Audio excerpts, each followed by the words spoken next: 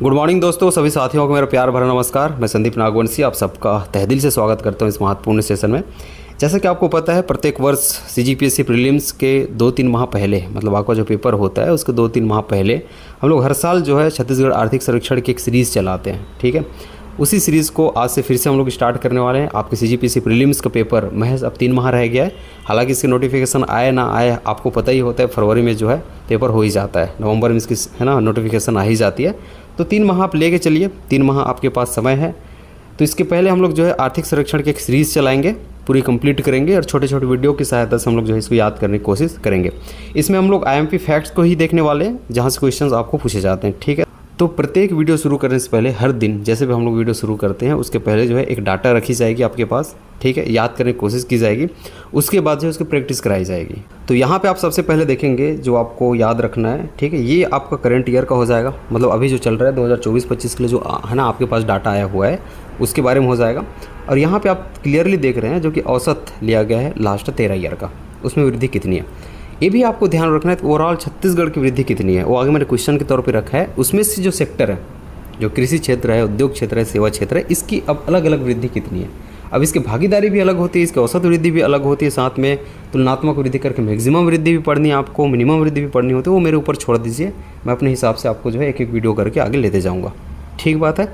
अब यहाँ पे देखने की कोशिश करना, जो क्षेत्र है, कृषि क्षेत्र है, उद्योग क्षेत्र है, सेवा क्षेत्र है, तो 5.38% ये आपके कृषि क्षेत्र वृद्धि दर्शाती है, ये अनुमानित है। वहीं पे आप उद्योग क्षेत्र देखेंगे तो 6.92% हो जाता है। सेवा क्षेत्र आप देखेंगे तो 8.54% हो जाता है। ये किसके लिए हो जाएगा? 2024-25 के लिए। तो इसको भी आपको याद रखना है, स्थिर कीमत पर है। तो स्थिर कीमत पर छत्तीसगढ़ के कृषि क्षेत्र में 2024-25 हेतु कितनी वृद्धि अनुमानित है? याद रखेंगे क्या हो जाएगा? 5.38%। इसको मैं डायरेक्ट पढ़ता हूँ, 5.38 पढ़ लेना। क्या? 5.38। वहीं पे लास्ट 13 साल में औसत आपको पूछे तो कृषि क्षेत्र का करंट में पूछे 5.38 है, औसत पूछे 5.39 है, याद करना आसान हो जाएगा। वहीं पे उद्योग क्षेत्र का करंट के लिए पूछे तो 6.92 है, और वहीं पे आपको 13 ईयर का पूछे तो ये 5.97, इसको 5 कर लेना, ये 6 हो गया है। इसको मैं है ना आपको सुधार के दे दूंगा पीडीएफ में, तो 5.97 हो जाएगा। तो याद रखना 6.92 5.97।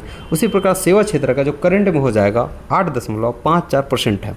करंट वृद्धि आपको पूछे, मतलब स्थिर कीमतों पर, करंट प्राइस नहीं बोल रहा हूँ मैं, जो आपका करंट ईयर है 2024-25 के लिए आप जो चल रहा है, जो आंकड़े आए हुए हैं उसके अनुसार देखें तो सेवा क्षेत्र में जो वृद्धि है जीएसडीपी के अंतर्गत तो 8.54% है, ये मैं कह रहा हूँ। और वहीं पे आप 13 साल में औसत आपको पूछता है तो 6 है। ठीक है, 6% को आपको ध्यान में रखना है।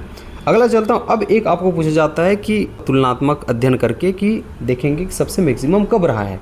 तो लास्ट 5 साल का आपके पास डाटा आया हुआ है, तो लास्ट 5 साल में आप देखेंगे, 5 ईयर्स में आप देखेंगे तो उसमें से सबसे मैक्सिमम कब रहा है? कृषि क्षेत्र का, उद्योग क्षेत्र का, मतलब कब रहा है उद्योग क्षेत्र का, कब रहा है सेवा क्षेत्र का।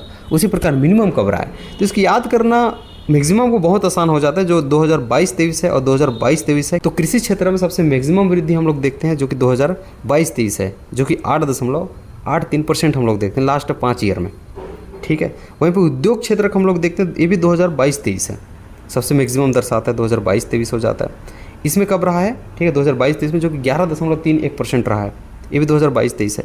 तो 2022-23 कृषि क्षेत्र और उद्योग क्षेत्र दोनों के लिए आपको ध्यान में रखने पड़ेंगे। वहीं पे उद्योग क्षेत्र के लिए आते हैं तो 1 साल पीछे कर देना आप, 2021-22 हो जाता है, जो कि हो जाता है किसके लिए? उद्योग क्षेत्र के लिए। तो मैक्सिमम याद करना आपके लिए बहुत आसान है। अब मिनिमम वृद्धि कब होता है, वृद्धि की बात करें, मिनिमम वृद्धि कब रहा है ये थोड़ा सा आपको याद करने पड़ेंगे। जो 2023-24 है एक कृषि क्षेत्र के लिए हो जाएगा, उद्योग क्षेत्र के लिए आप देखेंगे तो 19-20 हो जाता है, सेवा क्षेत्र के लिए 20-21 हो जाएगा। कब हो जाएगा? 20-21 हो जाएगा, जहाँ पे ऋणात्मक रहती है।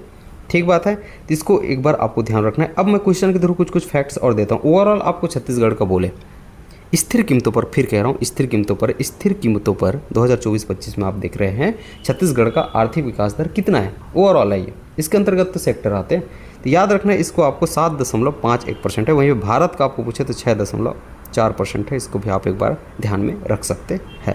ठीक, अगला मैं चलता हूँ। इफेक्ट याद रखना बहुत इंपॉर्टेंट है। अब SRS रिपोर्ट जो कि सैंपल रजिस्ट्रेशन सिस्टम रिपोर्ट 2018-20 इसका आया हुआ है, इसको आपको ध्यान रखना है।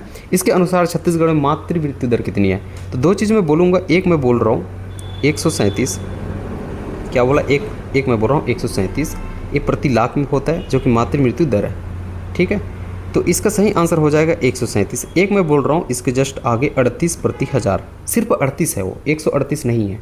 तो 137 प्रति लाख ये मातृ मृत्यु दर है छत्तीसगढ़ का, जो कि है ना प्रति लाख में होता है ना। सैंपल रिपोर्ट आप देखेंगे, सैंपल रजिस्ट्रेशन सिस्टम रिपोर्ट के अनुसार है।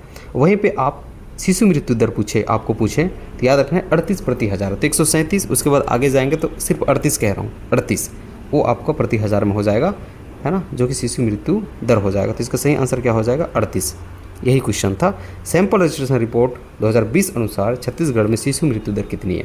ठीक, तो 38 इसको याद रखना है प्रति हज़ार। यहाँ पे काम और करता है, आपको गोल पूछे जाते हैं, है ना। इसको देखेंगे सतत विकास लक्ष्य आपको पूछे जा सकते हैं। तो मैं दोनों को बताता हूँ। जो मातृ मृत्यु दर है इसके लिए 2030 तक जो लक्ष्य रखा गया है वो 100 से कम करना है। जो आप देख रहे हैं ना वर्तमान में, जो कि आपके पास रिपोर्ट आया हुआ है 137 है प्रति लाख, ठीक है, मातृ मृत्यु दर, उसको 100 से कम लाना है, ये लक्ष्य है। और एक आपने देखा अभी अभी शिशु मृत्यु दर जो कि 38 है, 38 प्रति हज़ार है, इसको 15 तक लाना है, ठीक है। ये लक्ष्य हमने रखा है 2030 तक के लिए।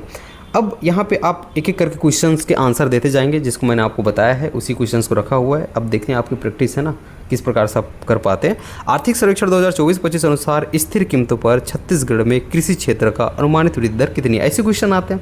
जैसे कि मैंने आपको बताया था 5.38%, ठीक है, ये बिल्कुल आसान है। 5.38 करना, 3.8 पढ़ा जाता है, बार बार कह रहा हूँ, लेकिन 5.38 में बोल रहा हूँ ताकि आपको याद करने के लिए आसान हो।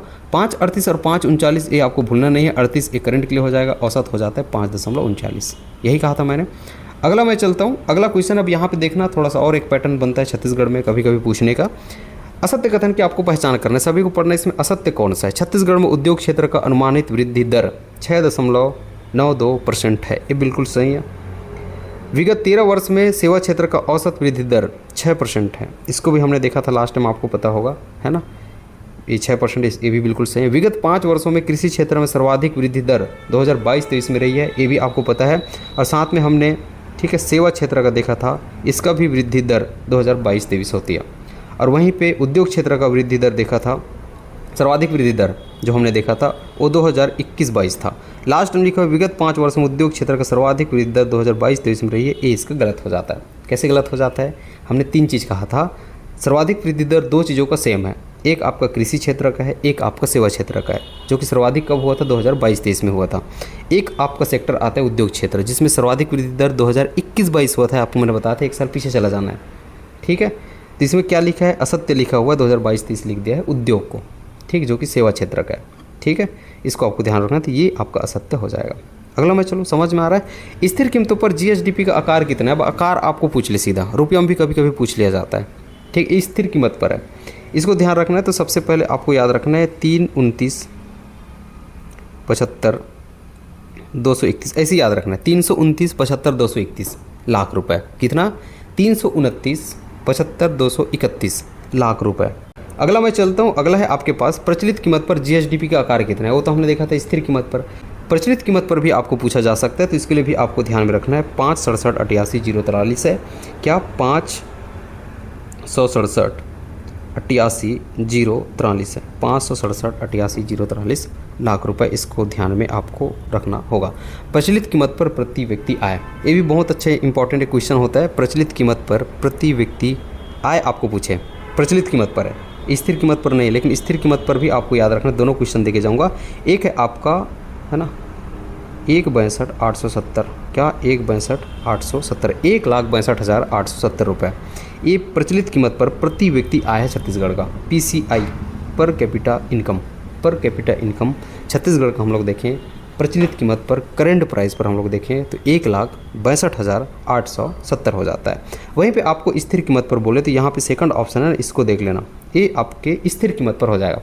प्रचलित कीमत पर 1,62,870, स्थिर कीमत पर 1,07,327, तो 1,07,327, 1,07,327, बार बार याद करेंगे। 1,7 यहाँ पे देखेंगे, 1 है, 7 है, लास्ट में 2 है, 7 है, कितना है? अच्छे से देखना, मैं प्रति व्यक्ति आय आपको स्थिर कीमत पर याद करा देता हूँ। 1 है, 7 है, 2 है, 7 है, बीच में 3 है, तो 1,07,000 है, ये 0,7 है ना, 1,07,327, 1,07,327, तो 1 है, 7 है, 2, 7 है, बीच में 3 कर लेना, लेकिन यहाँ पे 0 है, तो 1,07,300 है ना 27, 1,07,327 से पर कैपिटा इनकम हो जाए। गा। ठीक, तो ये रहा एक हमने है ना देखा कि आईएमपी चीज़ें कौन कौन सी हो सकती है शुरुआती लेवल पे। अब इसके अतिरिक्त हम लोग देखेंगे जनसंख्या पे बात करेंगे, साक्षरता दर पे बात करेंगे, छोटे छोटे वीडियो आएगी, इसी प्रकार से हम लोग इसको ख़त्म कर देंगे। डेली का 5-10 मिनट है ना, 5-10 मिनट आप देंगे तो ये चीज़ें जो है आपका ख़त्म हो जाएगा। तो जनसंख्या देखेंगे, फिर हम लोग राज्य आय पे चलेंगे, एक एक करते जो है इसी प्रकार से टॉपिक्स हम लोग बढ़ाते जाएंगे। आई होप क्या वीडियो आपको है ना पसंद आया होगा। एक चीज़ और, यहाँ पे थोड़ी सी भी त्रुटि होती है, कुछ भी त्रुटि होती है तो ग्रुप में शेयर कर दूंगा, कमेंट बॉक्स में पिन कर दूंगा, है ना। तो कुछ देर बाद जो है कमेंट बॉक्स भी चेक कर लिया कीजिए यदि आपको डाउट होता है। ठीक है, तो अब छोटी मोटी कभी कुछ हो जाता है, ठीक है, तो उसके लिए आप निश्चिंत रहेंगे, सब कुछ क्लियर किया जाएगा। आप ग्रुप से जुड़ जाइएगा। ग्रुप का नाम संदीप स्टडी सेंटर, इसका PDF भी वहाँ पे आपको मिलता है। ठीक है, तो वहाँ जुड़ना ना भूलें। संदीप स्टडी सेंटर ग्रुप नाम रहेगा, टेलीग्राम ग्रुप है जो कि डिस्क्रिप्शन में दिया गया। बहुत बहुत धन्यवाद।